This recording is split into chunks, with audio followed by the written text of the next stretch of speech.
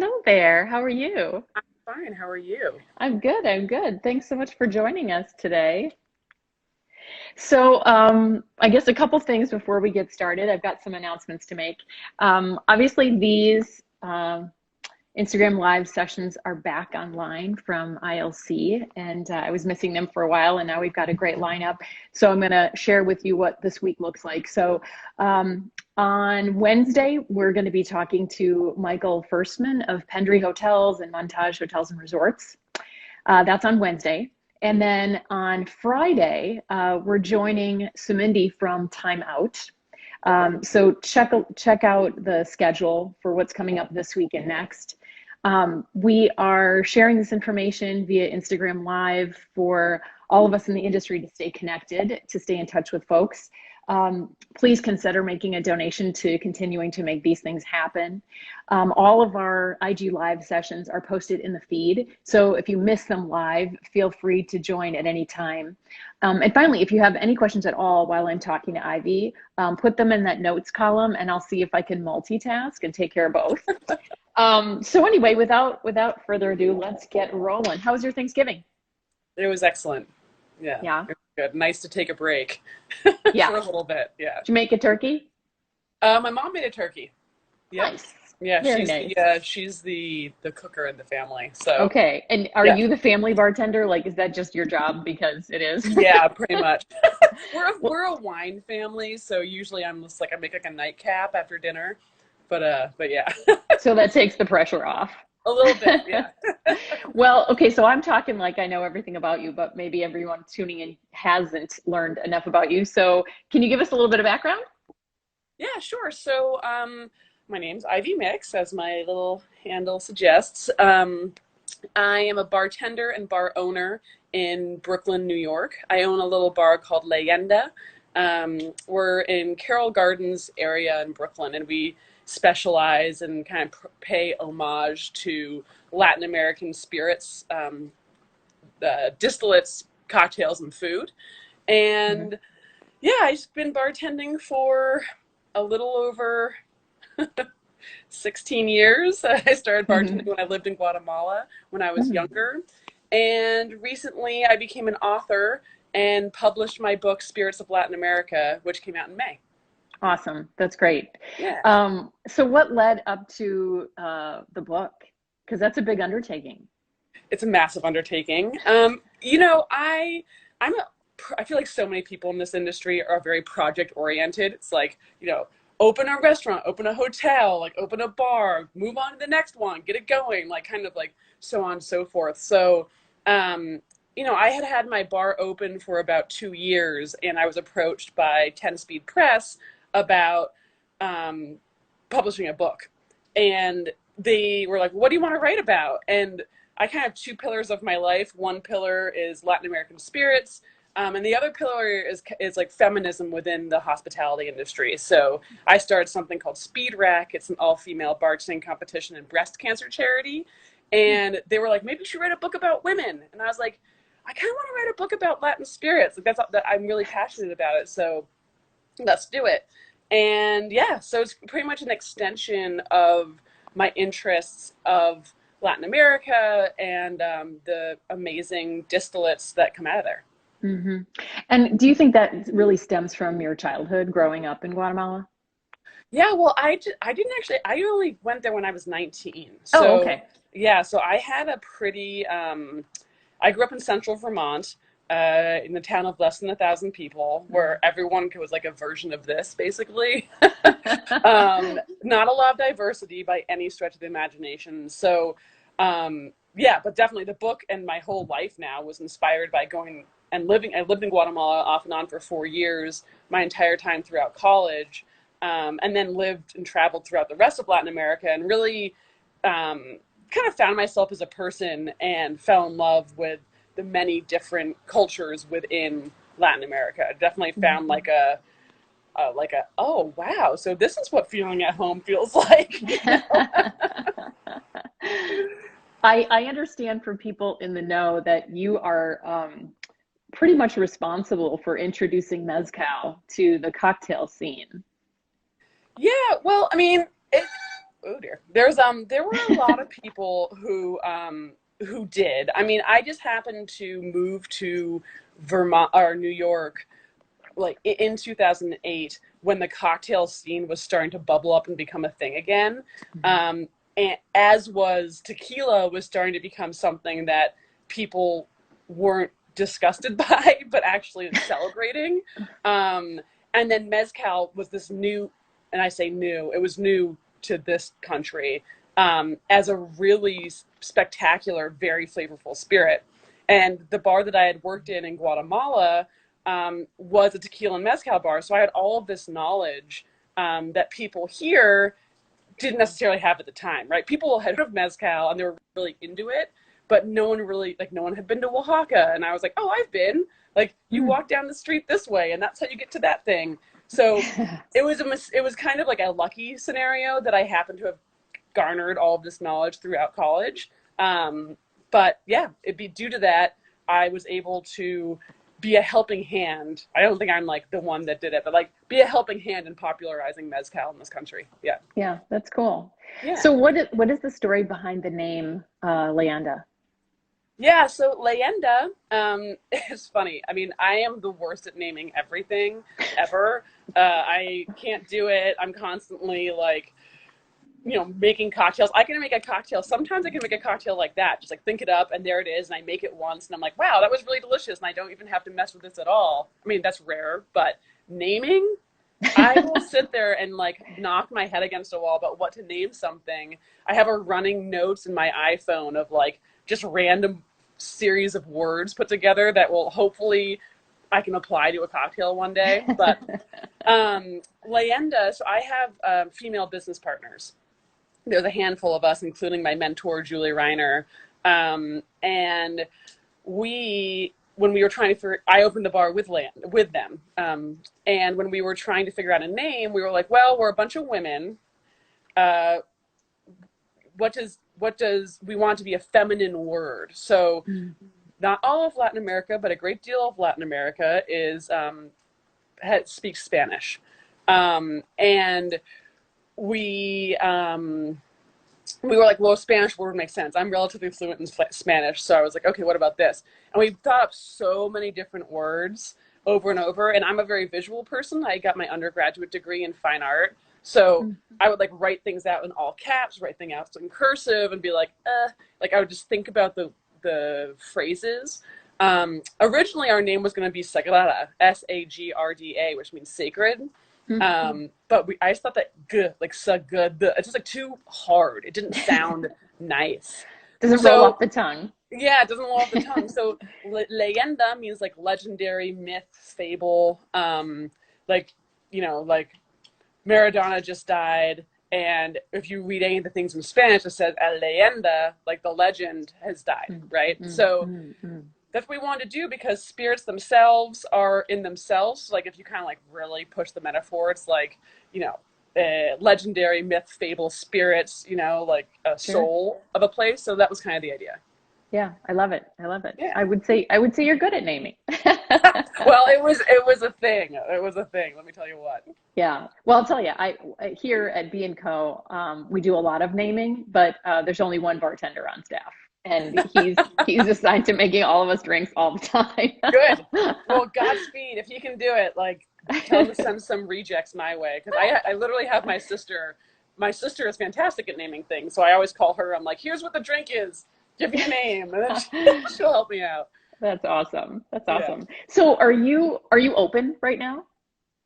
We are Okay. open to the extent that we can be. Um, it's complicated. We're in New York. Obviously, we were the epicenter when things really got crazy. Yeah. And we are open, but there's all these regulations, right? So we have an outdoor seating. We are always had a back patio at Leyenda, and we're lucky to have that.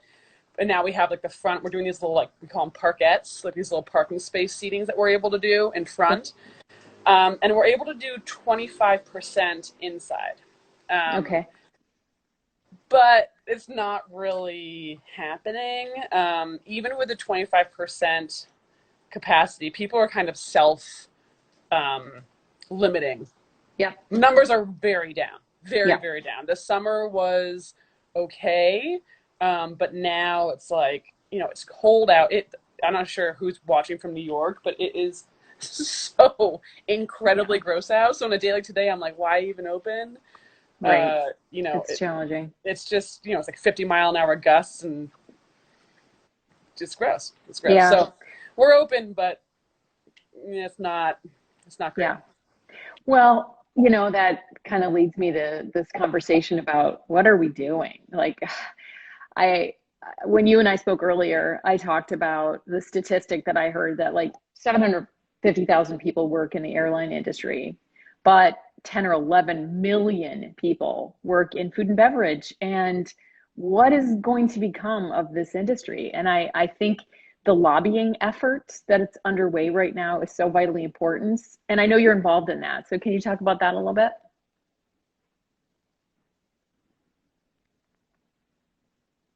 Did I lose you? Oh, we lost her. Hang on, hang on. We'll get her back.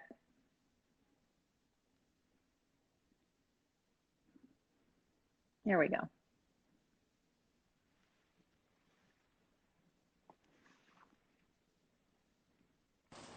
Yeah, I'm There you back. go. I'm so You're sorry. I back. don't know what happened. Don't worry about it. It just said my video was paused and it wouldn't let me. I was like, what's going on? Sorry. So I was asking how you've been involved with, I guess, the Independent Restaurant Coalition. Yes. Yes. Sorry again. Sorry about that. I have no idea what No, happened. no worries. It's in retrograde or something. Yeah, the Independent Restaurant Coalition. So I am on the advisory board of the Independent Restaurant Coalition. The Independent Restaurant Coalition was founded in March to try to be a voice for independently owned bars and restaurants. We have the National Restaurants Association within the hospitality industry, but frequently, not always, but frequently, it's the big players really who are running the NRA, and little businesses like mine who you know, does quite significantly less than 1.5 a year and and has 2 dozen employees pre-COVID. Now we have about 12. We need extra help. Yeah. So we a bunch of people joined together. I wasn't one of the original founding members. I was asked to be brought on to represent bars, because there's a lot of, you know, restaurant owners, but frequently sometimes it's like, hey, we're us too. Like, Yeah. we're also a fundamental part of the economy, and we're provide many, many tens of thousands, hundreds of thousands of jobs. So we fought. We're still continue to fight to pass something called the Restaurants Act. It passed in Congress already, and we're still fighting to get it passed in the Senate. In the Senate, it's a bill that was put forth with us and Senator Wicker, and basically what we're asking for is many, many millions and millions of dollars to try to give aid, not a loan, but a grant to independent owned bars and restaurants with a focus on minorities. Um, and I'm really hopeful that we'll move forward. If anyone here is watching, especially if you're in Florida, Ohio, Georgia, or South Dakota, but really anywhere. But Florida, get Rubio, please. We need people to sign on. We have 50% of all the senators. So we just need a couple, a dozen or so more to really have some traction. And with it, my hope is that this worry that I have right now, like during the summer, I wasn't as worried, but right now I'm like, I'm looking at New Jersey, just over the river, and their governor asked them to shut down. They didn't demand it, but they asked, right? Yeah. You see people saying, like Fauci saying, open up schools, close bars and restaurants. And I'm not saying, I'm all for having this thing end. This thing has to end, but if we don't get aid, Yeah. we're really hard pressed to shut our doors. Yeah. Like, I can't survive. My employees can't survive. There's so many people out there who are undocumented that work in the restaurant industry who, the PP or the unemployment benefit, that's not available for them. Yeah. So Yeah. we That's right. We need help. Yeah, I think you're right. And I think, if you think about just sheer volume of people that work in hospitality, we have a loud voice collectively.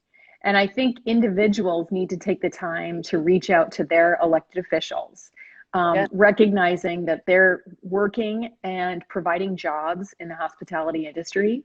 And we want to continue to do that.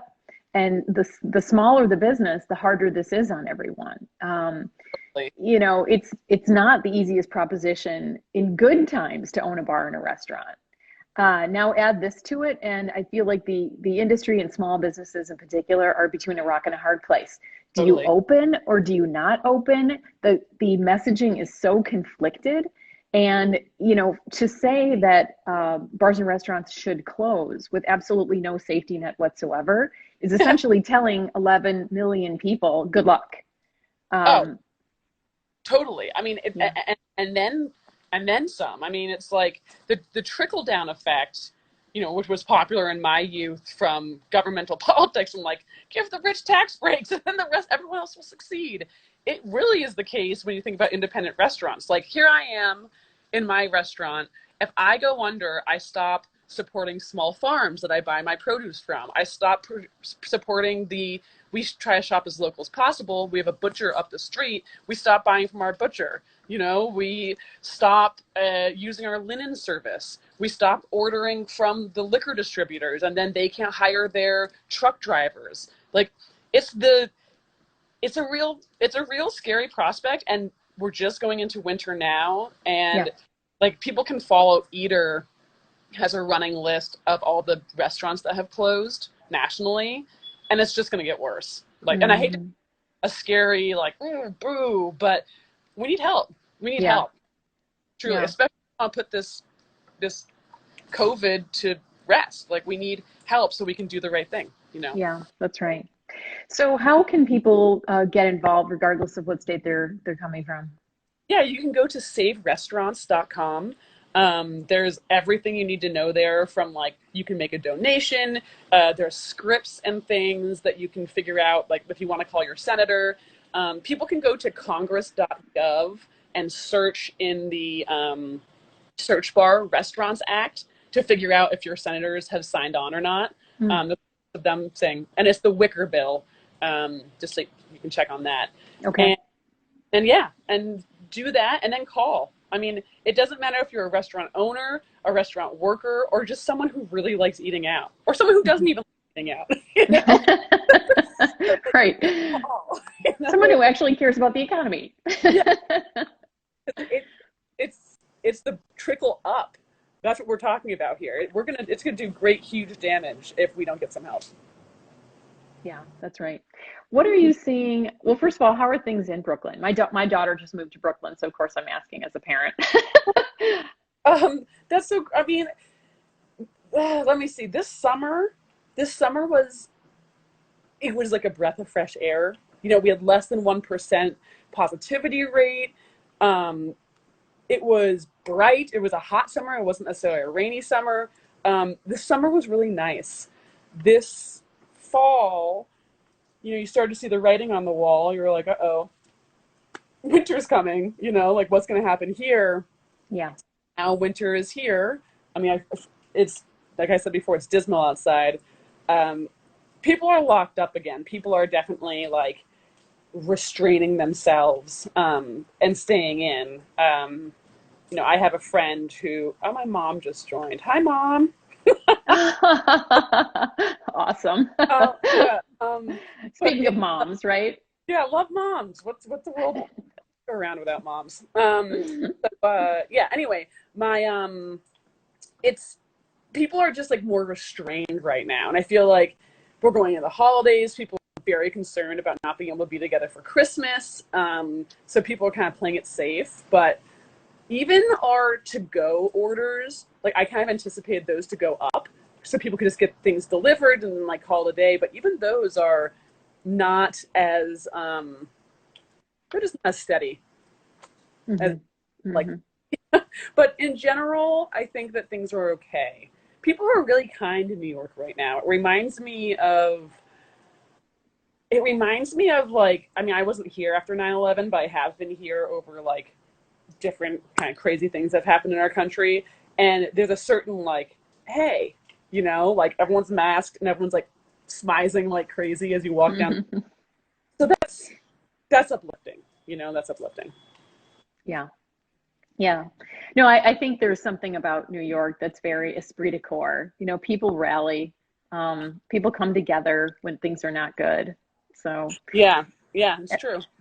and having gone through 9/11 myself and having gone through, the 2008 recession myself, I mean, we as a nation can come back from this, but I think it's going to take some creativity as well Yes. as support, from local and federal government. And I think we as individuals who work in this industry almost have a responsibility to each other to reach out Yes. and make our voices heard because it's vitally important. Oh, absolutely. I mean, Yeah. and I'm here to tell you, it's not hard. I couldn't believe I've never really put my like feet to the ground and like exercised my political right.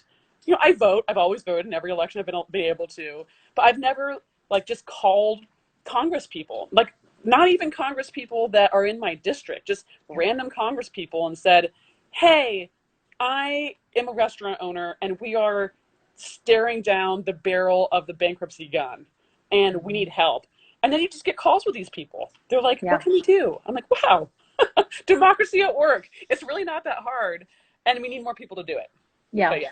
Yeah, I think you're right. I mean, I don't think it's that difficult to pick up the phone. Sometimes it's a little daunting to think about what you're going to say, but the fact that there are websites out there right now that give you the script of Mm-hmm. what to say so that you come across as not only authentic and concerned, but educated on the Yeah, subject matter. exactly.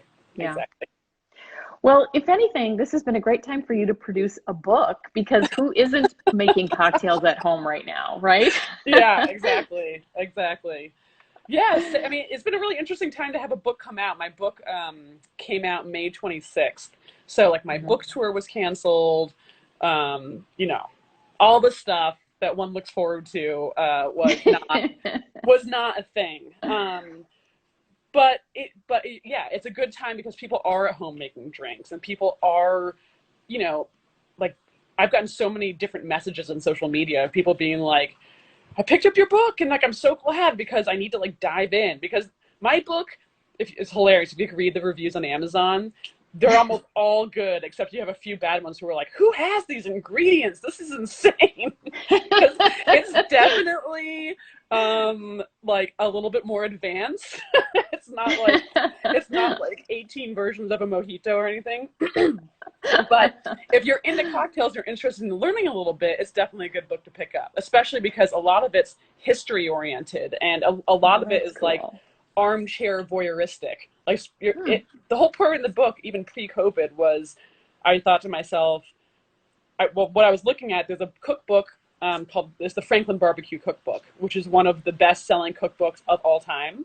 Hmm. Um, but the Franklin Barbecue Cookbook is hinges upon this smoker you're supposed to make, this massive smoker, and like a big part of the Hmm. book is like how you make this smoker, and no one's gonna make that smoker, and yet this book was so infinitely popular, and I was like, okay, so how many people are gonna go travel around Latin America?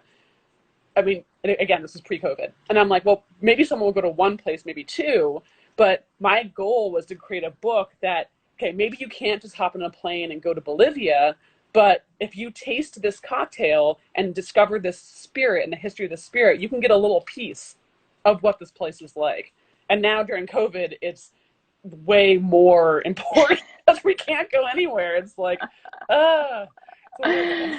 Yeah, that's a really good point. I think so many people now are reading and they're picking up kind of like hobbies and they're doing things outside of their own normal daily life because we've got all this time on our hands. Hmm. And I think the idea of, for me, I always wanted to be that person that if I could pull off one great cocktail as sort of like a party kind of featured cocktail, Yeah. I would be happy with myself. Coming from Wisconsin, I can make the Wisconsin version of an old fashioned, you Awesome. know, which is like Fresca and a whole lot of maraschino cherry juice and brandy. But anyway, so I'm looking forward to picking up your book, and I know that you've been reminding people that it's available at local bookstores as well Yes. as Amazon. Yeah. Yes. It's, yeah. Okay, we're all talking about independent, right? Congress, independent. If you go to bookshop.org, it will actually buy from an independent bookstore. So you can do that. You can do Amazon. It is on sale on Amazon.